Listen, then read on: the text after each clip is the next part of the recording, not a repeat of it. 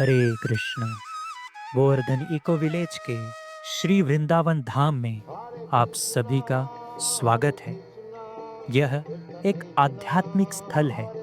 सभी यात्रियों से निवेदन है, कृपया इस स्थान पर अधिक से अधिक नाम जप करें, कीर्तन करें और अपना समय कृष्ण कथा श्रवण करने में सदुपयोग करें। सभी से निवेदन है, कृपया धाम की पवित्रता बनाए रखने में हमारा सहयोग करें।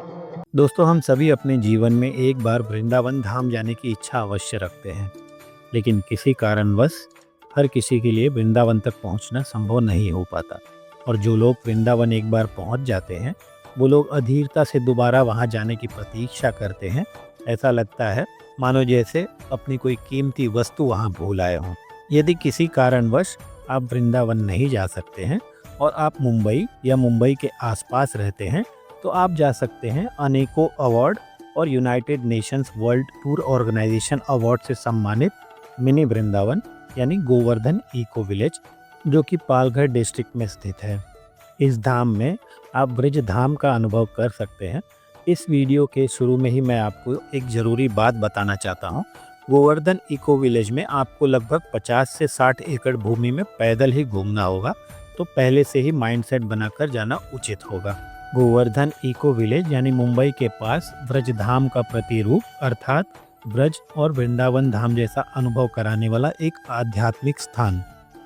इसी कारण से इस स्थान को धाम भी कहते हैं और मिनी वृंदावन भी। शहर की कर्कश, कोलाहल और प्रदूषण से दूर मन को शांत और एक शुद्ध, सात्विक, भक्तिमय और आध्यात्मिक वातावरण में सांस लेने का परफेक्ट डेस्टिनेशन है Govardhan Eco Village. Govardhan Eco Village International Society for Krishna Consciousness यानी इस्कॉन की एक परियोजना है। श्री श्रीला प्रभुपाद जी चाहते थे कि जो लोग वृंदावन धाम नहीं जा सकते, उनके लिए यहीं पर ऐसे धाम का निर्माण किया जाए कि उन्हें यहीं पर वृंदावन धाम के दर्शन का फल प्राप्त हो सके। यह एक तीर्थ स्थल है जिसे धाम के नाम से जाना जाता है। यह धाम भगवान श्री कृष्ण का एक पवित्र निवास स्थान है। गौड़ीय वैष्णव परंपरा की वंशावली में आने वाले भक्ति के सिद्धांतों पर आधारित आध्यात्मिक रूप से उन्मुख जीवन शैली का अभ्यास करने के लिए एक उत्तम स्थान है गोवर्धन इको विलेज। इस वीडियो में जानेंगे कि मिनी वृंदावन तक कैसे पहुँचे, यहाँ पर स्टे करने की क्या सुविधाएं हैं, अगर आप यहाँ रुकना चाहते हैं तो कैसे रुक सकते हैं, यहाँ जाने का सही समय क्या होगा, मिनी वृंदावन की टाइमिंग्स क्या है, यहाँ पर जलपान के क्या ऑप्शंस है और पर पर्सन मैक्सिमम कितना खर्चा हो सकता है यहाँ तक पहुँचने में और यहाँ पर घूमने में। नमस्कार दोस्तों, ट्रैवल गांव की इस वीडियो में आपका स्वागत है।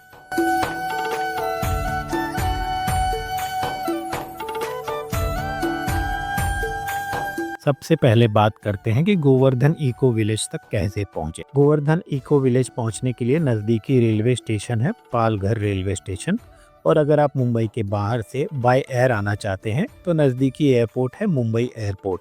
सबसे पहला और बेस्ट ऑप्शन है कि आप बाय रोड अपनी निजी या अपने फ्रेंड या रिलेटिव की गाड़ी से ही यहाँ जाएं, क्योंकि गोवर्धन इको विलेज तक के लिए अभी तक पब्लिक ट्रांसपोर्ट की अच्छी सुविधा उपलब्ध नहीं है। तो गूगल मैप्स पर टाइप करें गोवर्धन इको विलेज और निकल पड़े। मुंबई के डाउनटाउन से लगभग 108 किलोमीटर दूर है मिनी वृंदावन यानी गोवर्धन इको विलेज। मुंबई से बाय रोड यहाँ तक पहुँचने में 2 से ढाई घंटे लगते हैं। वेस्टर्न एक्सप्रेस वे पर मुंबई से पालघर की ओर आपको जाना होता है। मुंबई से आते समय आपको 2 टोल गेट पार करने होंगे, एक दहीसर में और दूसरा विरार में। विरार से 28 किलोमीटर उत्तर की ओर आगे बढ़ने के बाद आप टेन नाका पहुँचेंगे, जहाँ से आपको दाएं मुड़ना होता है। टेन नाका से 7 किलोमीटर पहले ही है हालोली नाम की एक जगह। आप हालोली पहुंचकर एक ब्रेक ले सकते हैं। हालोली में सबसे पहले आपको शिव शक्ति धाम के दर्शन होंगे, जो कि हाईवे से बिल्कुल सटा हुआ है। थोड़ी दूर आगे बढ़ते ही आपको लेफ्ट साइड में रेस्टोरेंट्स दिखना शुरू हो जाएंगे। इस बार हमने उडुपी कृष्णा नाम के रेस्टोरेंट में नाश्ता किया, जो कि ठीक ठाक था। पिछली बार हमने फूड हाईवे या कैलाश सरोवर रेस्टोरेंट में नाश्ता किया था, जो कि बहुत बढ़िया था। फूड हाईवे या कैलाश सरोवर रेस्टोरेंट हाईली रिकमेंडेड है। यहाँ पर रीजनेबल रेट पर आपको टेस्टी फूड भी मिलेगा और यहाँ गाड़ी पार्किंग की सुविधा भी अच्छी है। या आप चाहें तो सीधे गोवर्धन इको विलेज पहुँचकर वहाँ के श्रीनाथ जी कैफे में भी नाश्ता कर सकते हैं, जहाँ आपको रीजनेबल रेट पर शुद्ध, स्वादिष्ट और सात्विक भोजन उपलब्ध कराया जाता है। हालोली से आगे बढ़ते ही मनोर नाम की एक जगह है जहां हाईवे के नीचे बहती है यह सुंदर सी नदी। यह एक लैंडमार्क है। ठीक इस नदी के बाद एक फ्लाईओवर पड़ेगा जिसके ऊपर आपको नहीं जाना है। इसी फ्लाईओवर के नीचे है टेन्नाका। यहाँ से आपको दाएं मुड़ना होता है। इस रोड का नाम है वाड़ा मनोर रोड। इस वाड़ा मनोर रोड पर 3 किलोमीटर और आगे जाएंगे तो आप हमरापुर फाटा पहुंचेंगे, जहां पर आपको यह वाली सकरी मोड़ दिखेगी। इस सड़क के एंट्री पर ही है साहिल होटल नाम का एक रेस्टोरेंट। यहीं से आपको दाएं मुड़ना है। दाएं मुड़ने के बाद इस संकरी लंबी और घुमावदार सड़क पर आपको 7 किलोमीटर आगे जाना है।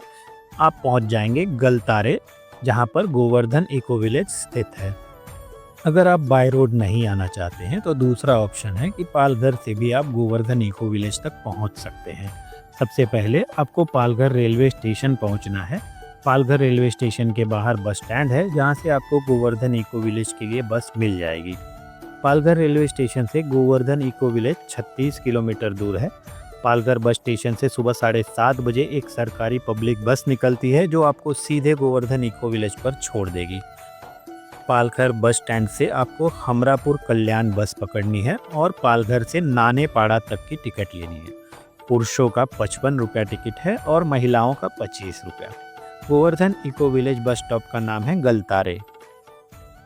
किसी कारणवश आपको अगर यह डायरेक्ट बस नहीं मिलती है तो आप पालघर से वाड़ा जाने वाली बस पकड़कर मस्तान नाका या टेन नाका तक पहुंच जाएं और वहां से शेयरिंग ऑटो पकड़कर आप गोवर्धन इको विलेज तक पहुंच सकते हैं। अगर शेयरिंग ऑटो नहीं मिलता है तो आप डायरेक्ट ऑटो पकड़ सकते हैं। ऑटो वाले आपसे 300 रुपये तक का किराया लेते हैं। गोवर्धन इको विलेज से घूमकर लौटते समय दोपहर को 1 से 2:30 बजे के बीच में एक एसटी बस निकलती है।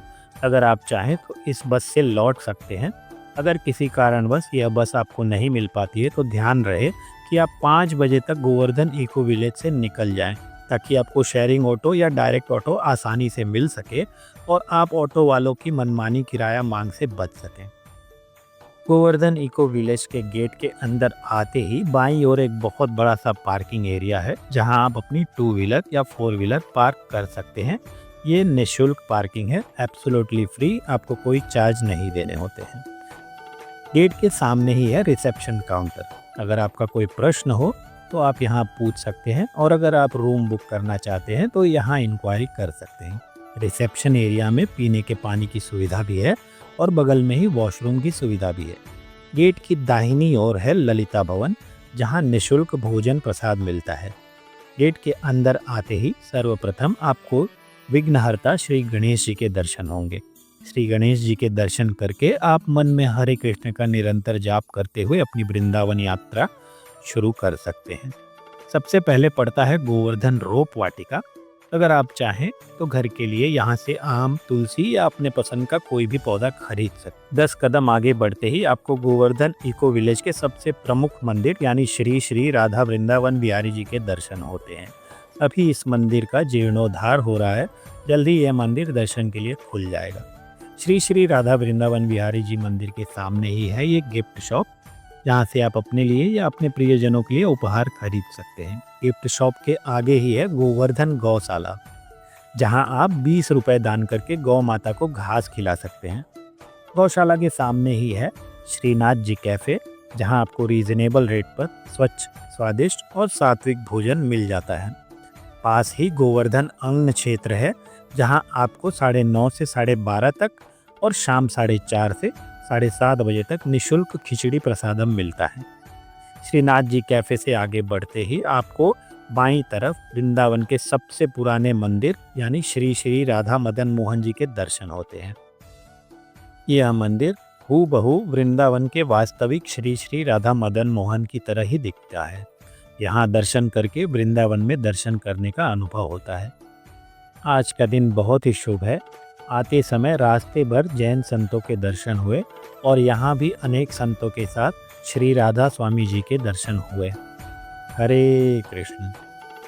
श्री श्री राधा मदन मोहन मंदिर के पास ही है वृंदावन फॉरेस्ट, जिसकी टाइमिंग है सुबह 10:30 बजे से शाम 6:30 बजे तक। अगर आपको वृंदावन फॉरेस्ट का गाइडेड टूर करना हो तो 4 स्लॉट हैं। पहला सुबह 10:30 बजे, दूसरा 12:30 बजे, तीसरा दोपहर 2:30 बजे और चौथा शाम 4:30 बजे।